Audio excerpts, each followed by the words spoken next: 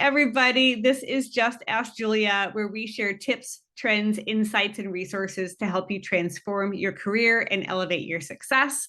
I am Julia Holian, and today we're going to be talking about LinkedIn. So if you are watching the session live today, we will have a Q&A session afterwards, so stay on. You can ask us absolutely anything. It can be about today's topic. It could be about resumes, we're networking, interviewing, anything that's career related. We're here to help. And if you are watching this as a recording, please feel free to click the link below so that you can get informed about future Just Ask Julia sessions, which, by the way, we do on the first Friday of every month at 9 a.m. Pacific. Although that does change in September because of the holiday, or not September, but in certain months it might change. So at any rate, Great to have you all here. And I really am looking forward to talking about LinkedIn. I think that LinkedIn is one of those places where the people have a love-hate relationship with it. It is one of those sites where you kind of have to be there, but at the same time, it feels like is daunting. It's just got too much going on. So I want to share some information with you about like how you can stand out in LinkedIn. What do you need to do to get your arms around it, to kind of understand how it works and make it work for you? So let's dive right in. So there are some top priorities that I think everybody has to have in LinkedIn, and nobody really talks about these specifically. So I want to bring them to the forefront. So we're going to start with, you really need to have a clear, concise, and complete profile. And when I talk about that, I don't mean that you just have to have the little sections filled in. You have to have things built in there so that LinkedIn really understands who you are and what you do, why you do it, or if you're in a job search, what you want to do next.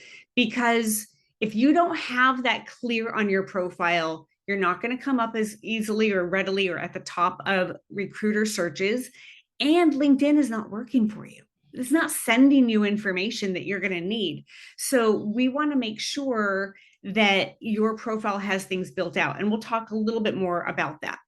Second thing, you got to play the game of the algorithm. And if you don't know how the algorithm works, we're going to talk about today how the algorithm works. But there is a game to LinkedIn, and playing the game is really kind of important. LinkedIn changes their algorithm. That's part of what Liz and I are always trying to stay on top of. And the algorithm, if you're not playing it, it actually, like over the course of time, kind of will downgrade your profile because it'll think that you've kind of gone dormant. So you got to play the game of it, and we'll talk about that. I think the next two things are really important. You need to, whether you are, if you are in sales or if you are in a job search, you've got to get on your target company's radar. So this is really geared probably more for those people on this call who are in a job search, but getting on your target company's radar is very important. And I'll show you some proof points behind that, that there are things that you can do to help you increase your visibility with those recruiters or hiring managers who are looking for you. But the fourth, final, and kind of most important thing is that anything that you're doing in LinkedIn should lead people to your profile. It's not enough to have a profile and be in LinkedIn yourself. If people are not coming back to your profile and looking at you, it's kind of for naught. So all of these things should bring people back to look at your profile, try to connect the dots in what they have connected to you, what you might be looking for. So if they're trying to hire somebody like you, all of those things mean if they're not looking at your profile, it's not gonna help you very much. So keep these four things in mind. And I put this out there because I think when people go into LinkedIn, they kind of tool around on the site and they look at things. They might give a thumbs up here and there. They might say congratulations and things like that, but they don't really intentionally think, what do I need to have going on in my profile? So that's what we're trying to sort of push forward today. So let's talk about the algorithm, because this is really the core to everything. So I want to give you a little bit of background and history. So 2 years ago, in June of 2023, LinkedIn changed their algorithm. They had changed it before the pandemic. During the pandemic, things just kind of went a little wonky because people were, not using LinkedIn the way they originally intended, which was to be like an online place for your profile. They saw during the pandemic, pictures of puppies and raising French bread and walks in the park. And so they came out of the pandemic and they kind of polled people and said, what do we want the algorithm to do today? Like, what do you want out of LinkedIn? And the consensus was that LinkedIn should be a place where people are talking. So it's not just a place to have your profile. It's not just a place to look for your job. What drives the backbone to LinkedIn is engagement. It is about connecting with people and talking. As a matter of fact, I was in a conversation with somebody last week, and we were talking about LinkedIn and kind of how it operates. And I said, it's almost like they would like LinkedIn to be the Reddit of careers. Like, this is where everybody goes in to ask the question, to share the ideas, to validate what they're thinking. And so that's all about the engagement. So what does this mean? It means that LinkedIn is going to prioritize those people who put out content, whether that's posts or comments, and they will promote the profiles of people who react. By the way, react is that like that thumbs up? It's the like, celebrate, support, love, insightful, funny. So if you are doing that, if you are commenting, if you are sharing, if you are saving, all of those things drive the engagement. LinkedIn doesn't want you to just post something and then nobody comments afterwards. They want, when you comment on things, for it to be so interesting that people, respond to that comment. I think that when people start thinking about, hey, this is a place where I need to talk, this is a place where I need to answer questions, this is a place where I need to ask questions, it makes a huge difference to your profile. So that's number one. Number two is relevance. And that really comes down to LinkedIn is going to send to you or try to help you in based on what your profile says and the activity that you have in LinkedIn. So what this means is you can't just sort of walk away from your profile. You've got to be active on LinkedIn. And LinkedIn, believe it or not, I really genuinely do believe that they are trying to be sort of the through line for people in their careers and helping them out. That's how, like they send you information. They send you prompts that say, hey, you might know these people, or you might want to look at this job, or other things throughout the profile or throughout the site that are kind of sending you information that they think is relevant. Like, your news feed is built off of what you do and what your profile says and your activity. So if you're in a job search, I'm going to recommend that you really try to double down on who you say you are and the things that you do. So I'm going to I think this is a really good time for me to slide the slides over for a moment and show you a couple of things on LinkedIn. Just to drive home like what we've been talking about and what I'm going to continue to talk about. So here we are. I'm looking at my LinkedIn page. I'm looking at the news feed. So right here in the center, you drive this. So 65% of your profile is driven by your activity. And so you really need to think about what you're looking at. So when you go through here and you're looking at different people, whatever you give a thumbs up to, like Monique, great lady, she just wrote this book. I am going to I'm going to give her a thumbs up. And so that helps my algorithm. What would really help the algorithm is if I commented. Commenting is really kind of like the secret sauce, but I don't have time to right now while we're all on this call. So I'm not going to do it now, but I'll probably go back to it. But looking at, what you have in here is really important. If you need to drive something else, you need to use the search bar and look for things. So maybe you want to look for, obviously I used this example the other day, things that are accounting related. So I'm going to look for accounting, and I might be looking for posts. I want to see other posts that are about accounting, because then If I'm an accountant, I can go through here and maybe I want to jump into the conversation. I want to comment on something. I want to ask questions. This is a way that you connect to people who are not your first degree connections. They're people who are kind of outside of that.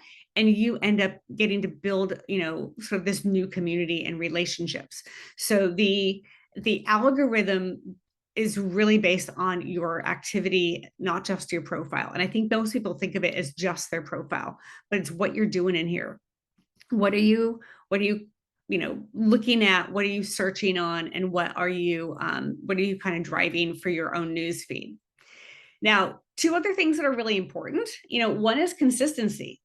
You got to be in LinkedIn regularly. As a matter of fact, if you have been out of LinkedIn for 2 or 3 weeks, LinkedIn starts kind of like diminishing your profile, like you've kind of gone dormant. And so when I say consistency, I'm not saying just be in LinkedIn and looking at other people's things. It means you've got to be posting, or you got to be commenting or sharing and reposting. So let me just kind of even show you that again. So if I slide back here, just if you don't know what I mean by sharing and reposting, we've got the like, we've got the comment. Here's where you post. Now, I'm going to recommend you always repost with thoughts, because when you just repost something, you kind of help the person who did the original post. When you repost with thoughts, you're putting your own spin on it. You're sharing what is important or relevant about that post. And then the algorithm is going to work for you, because you are contributing to the conversation. So you want to repost with thoughts, and that will help your feed, not necessarily just the other person's feed. So you want to be in LinkedIn doing those things. Fourth thing that people don't always think about, it's dwell time. So dwell time is how long you spend looking at things, and how, when you post something or you comment on something, how long other people spend looking at what you have done. And most people don't consider dwell time, but LinkedIn favors those people who put things out onto LinkedIn that keep people's curiosity and interest alive. So keep that in mind too. What you do and how long you spend on something matters. And also, when you put out comments, thoughts, ideas, questions, and other people stay on them, that helps you as well. So let me show you some really interesting stats here. So let's just start with, 80%. When you comment, when you comment on other people's posts, it can boost your profile visibility by 80%.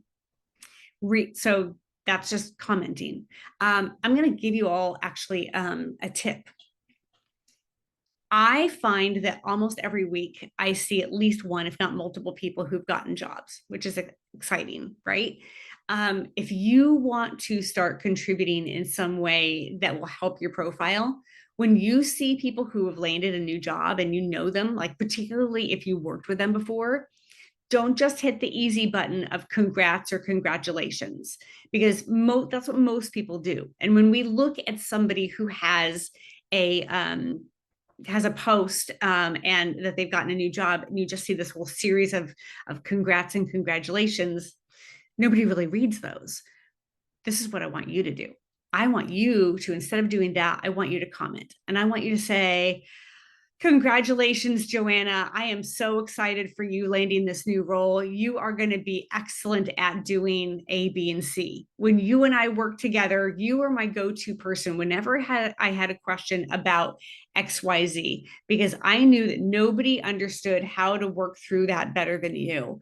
And your new colleagues are going to learn so much from how you approach, and then you talk about other things that they do. So you're kind of gushing about this person. You're saying something really nice about them, but you're also talking about the work that you've done, that they've done, that you've all done together, that you can tag the companies where you worked together maybe before. You can tag the company where they're going to in the future. You can do things that create this like 6, 7, 8 line paragraph that gets a person excited about, kind of reading, what you've said about them. And consider this: The person who did this post has probably been in a job search where they've been connecting with people that you don't know. Their new colleagues are people that you don't know. And that's a whole audience that's going to see your post and is going to get curious about who you are. And there's a much better chance that they are going to jump over to your profile and look at you and maybe connect the dots and maybe want to connect with you as well. So it's helping everything all around. So that's your tip of go do this today. Other stats, reactions, which again, thumbs up, the like, celebrate, support, love, insightful, funny. That's helpful, but it only actually increases your profile by 50%. So not as impactful. DMs and InMails. So that's when you are messaging people through LinkedIn, that can actually post your visibility by 90%. So that's whether people are reaching out to you or you're actually reaching out to other people.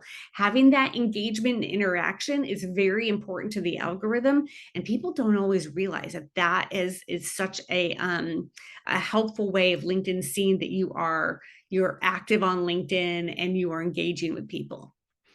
Now, I talked a moment ago about reposting. That helps you by about 40%, so it's not as impactful, but I do think that it's a little bit of an easier way of getting information out there, because if you don't know what to post, you can kind of work off of other people's posts. And so it may not have as big of an impact, but it's a little bit easier on you. And then the last thing, and I just recently learned this, that when people save your posts or you save other people's posts, it can actually increase your profile's visibility by 80%. So let me show you where that is. Let me jump over here. If I go to, say, Jessica's post here, and I go up to the three dots, first thing on the list is save. If I save this, then I'm actually helping my profile by 80%. Same if you post something and people save your post. I don't think people know that you can save the post. So I'm trying to put that out there because I don't think people know that that's really there. So few things that I also want to share. Profile essentials for job seekers. So I know some people on this call are looking for a job. So I want to share that when you are looking for a job, there are four things that I really want you to focus on your profile. One is your headline. Your headline is the content right below your name. You have 220 characters that you can build out and talk about who you are. But this is very important for the algorithm. It's very important for how LinkedIn sees you, because this is the first thing that LinkedIn really, like in the background, the system actually reads about you. It's also what everybody else reads about you. It's what a recruiter is going to see when they first land on your profile or you come up in their search. So your headline is very important. And when you're in a job search, I want you to build out to as close to those 220 characters as you can. And I want you to put this chock full of those things about your profession or your industry that are going to separate you from the next person who looks just like you. So I usually start out with a couple of titles, like a primary title and a secondary title, followed by keywords, then followed by maybe some software or even industry information. Open to work. Open to work is really important. So I think you all know about the green collar. You do not have to have the green collar, but you do have to fill out the form for the open to work. If you don't have that filled out, you can greatly diminish your ranking of where you fall in recruiter searches. I'm actually going to show you on another slide where this actually comes into play for some spotlights that LinkedIn Recruiter has. Little tip, I just learned this again. Another tip I learned a couple of weeks ago is to turn on and off your open to work periodically. So I've been telling my clients that every other Friday to turn it off, because over the weekend is when things kind of slow down a little bit on LinkedIn. So I tell them every Friday late afternoon to turn off their open to work. And then sometime maybe on Sunday, come back in. You got to fill it out again, but go back and fill out your open to work again. Apparently, in the algorithm of how LinkedIn recruiters look for you, you now look like you are a newly open to work person, and that can actually boost your rankings of where you fall in a search results for a recruiter. Third thing, target job. If you have left your most recent job and you have an end date on there, and all of a sudden nothing is happening on LinkedIn, meaning you've put in your end date on your last job, there's nothing above that. What we're finding is that recruiters, when they search, they tend to search off of a current title. And so what you need to have is an open job where you don't have an end date on it. So my recommendation is create a target job. And that target job, on the top line, you are going to put in, your work, titles. And actually, let me even jump over and kind of show you this. I would, for a target job, if I go into my profile, let's just say I quit my own company and I put an end date on there. I want you to go in here to the plus. I want you to add a position. I want you to put in here something like, accounting manager. Maybe you want to put in, assistant controller. And then you might say something like, I can't type, looking for a great company, just so that anybody who sees this knows that this is kind of your placeholder for looking for a new job. But we've got the titles there. The dates, we're gonna put in a month. So let's just say you started your search in July of this year, so 2025. Going to keep the end date open. By the way, going up here to company, I should have gone to that next. Here you can do a couple things. I usually look for open to opportunities, like you see this top one, and I try to find one based on the industry that my client's looking for. So let's just say it's technology and so on. So we're going to click on that. And then down here in the body of the job description, you're going to put in anything. You're going to put in like your ideal job description. You're going to say, hey, this is what's going on. My company just, closed down, or my whole team was eliminated at my last role. And I'm now looking for a great company. This is what I want to do.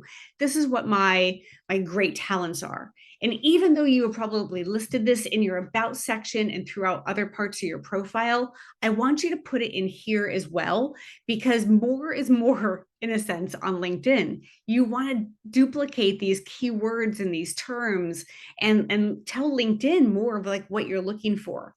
So this is how you're going to fill all of that out. I'm not going to save this because I don't want it showing up on my profile, but that's what I want you to do. I want you to create kind of like that target job.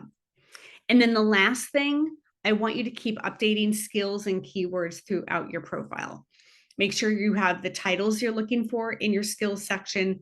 Make sure as you are looking at job descriptions and you're seeing new information, that you are incorporating that into your skills section. You're also typing those same things in keywords in the content of your profile, because we don't know how a recruiter searches.